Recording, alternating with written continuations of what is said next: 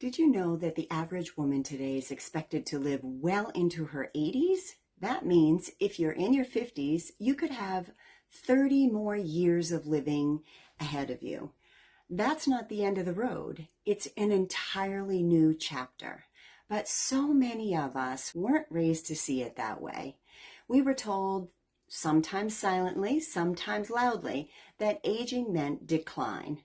That by 50, the best was behind us, that we should stay small, stay safe, and stop expecting so much from life.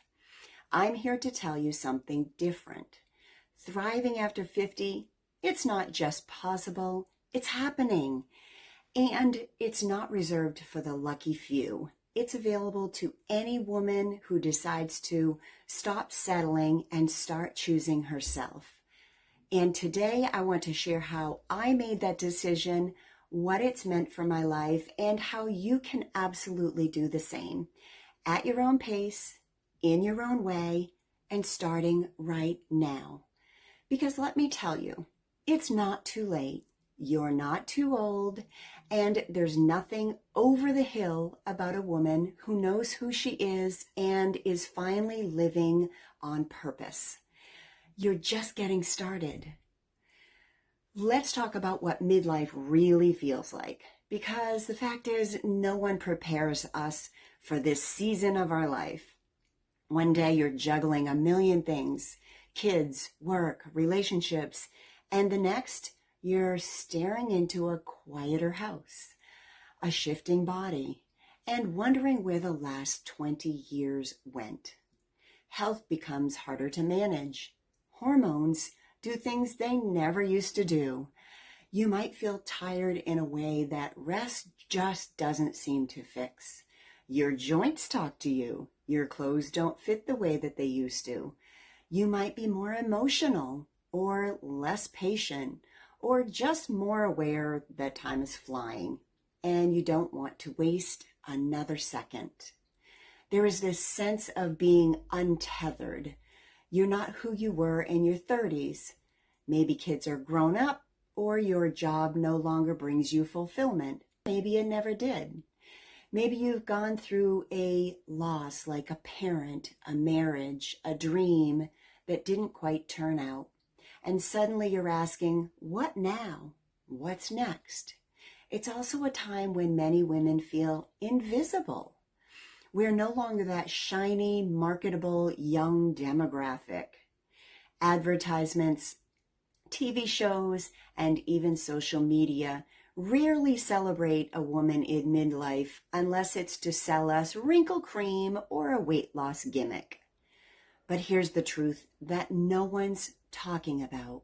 This stage of life, it can be powerful, transformative, freeing, but it takes a conscious decision to reclaim it. 16 years ago, I was stuck. I had been carrying around the 20 pounds that I had gained after having my second daughter, and I was carrying even more emotional weight. I was constantly exhausted, mentally, physically, emotionally, and frankly, I did not feel like myself anymore. I loved my family deeply, but somewhere along the way, I had lost myself. I was pouring into everyone else, kids, clients, the house, the schedule, and running on empty.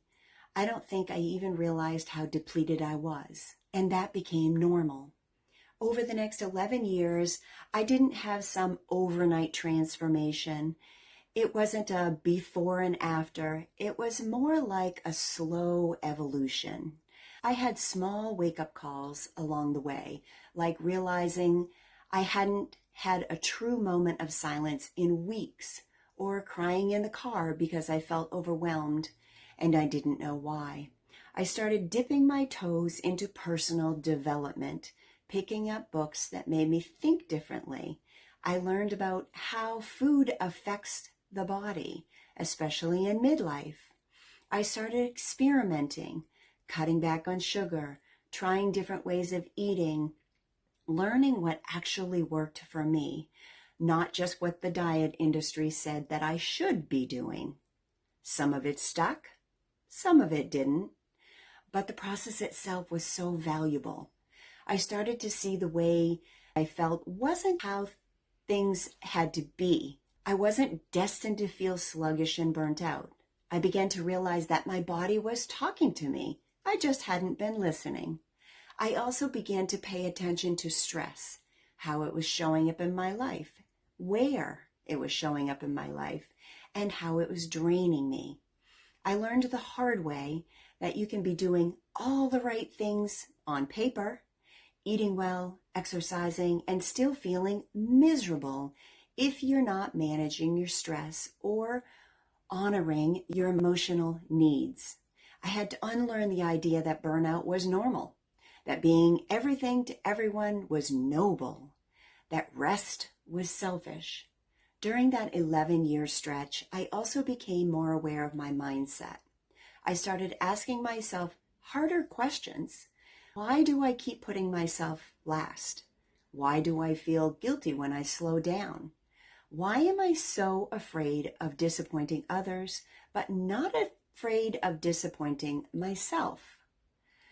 I began setting boundaries, not just with other people, but with myself. I stopped overcommitting. I started saying no to things that didn't serve me, even if they used to. I was still playing small in some ways, still living in the in-between. Then the day came 4 years ago that changed it all. My oldest daughter was heading off to college and my youngest had just started high school. I was so proud, but also a bit shaken. It hit me in a way that I didn't expect. They're growing up and soon they'll be gone. I realized I had spent decades crafting a life that revolved around my family, and now it was shifting fast.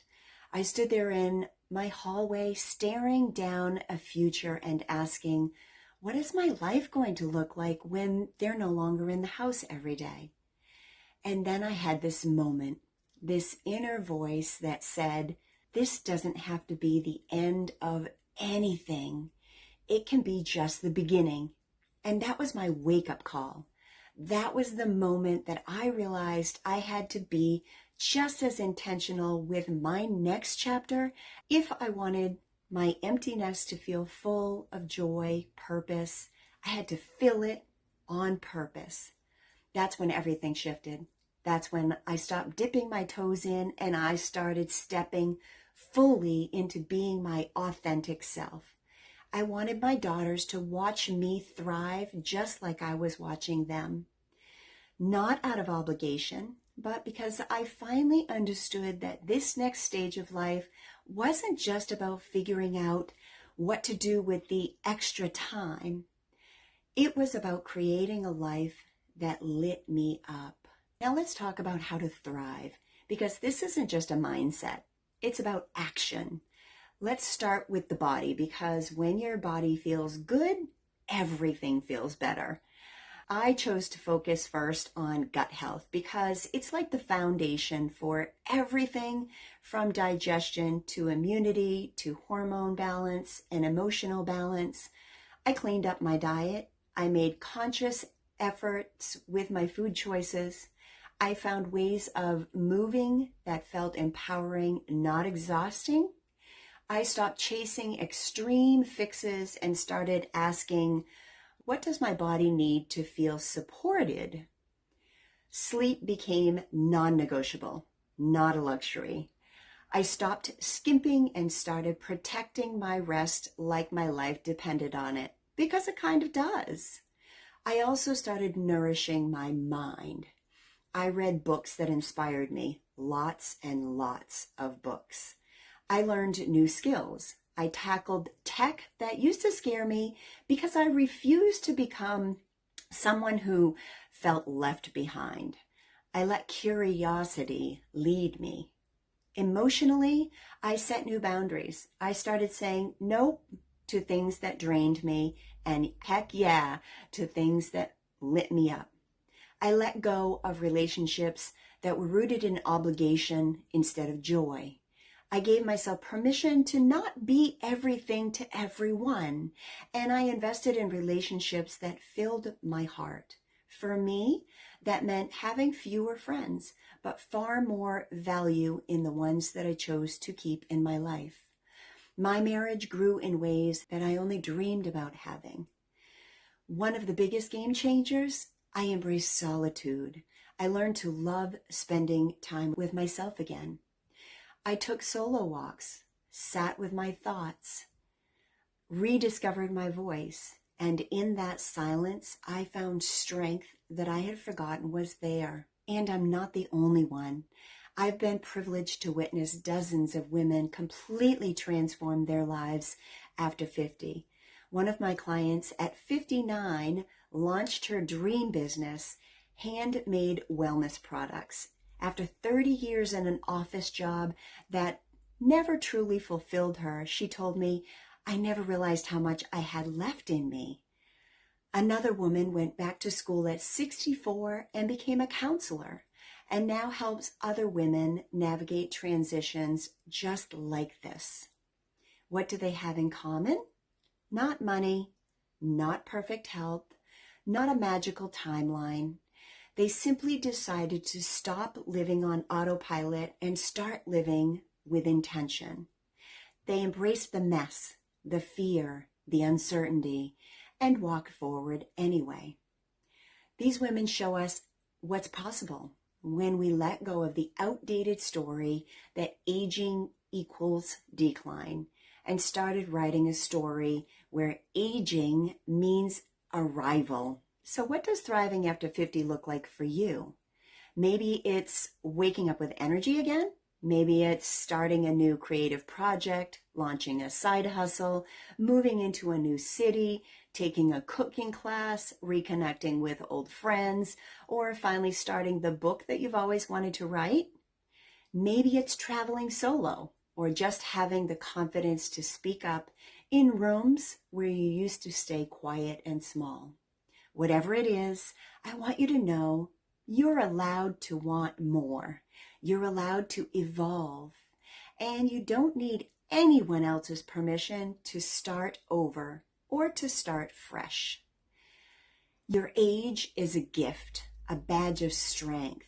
You earned your stripes, and the more you own your journey, the more you inspire the women around you, your daughters, your friends, your community to do the same.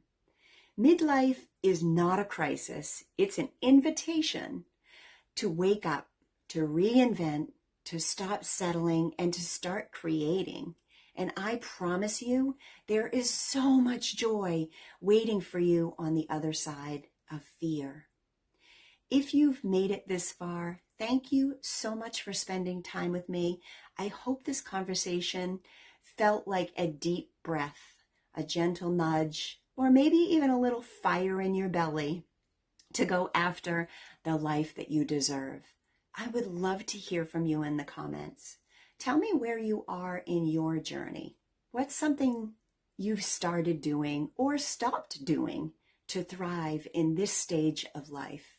And if you're ready for more, check out the next video that's loaded up for you. It's packed with practical tips for women over 50 to feel vibrant, boost their energy, and fall back in love with their lives. Don't forget to subscribe or share this video with someone else you feel might need it. The channel is all about helping women like you live fully, love deeply, and thrive beautifully after 50. We're all in this together. And until next time, be good to yourself and be good to others.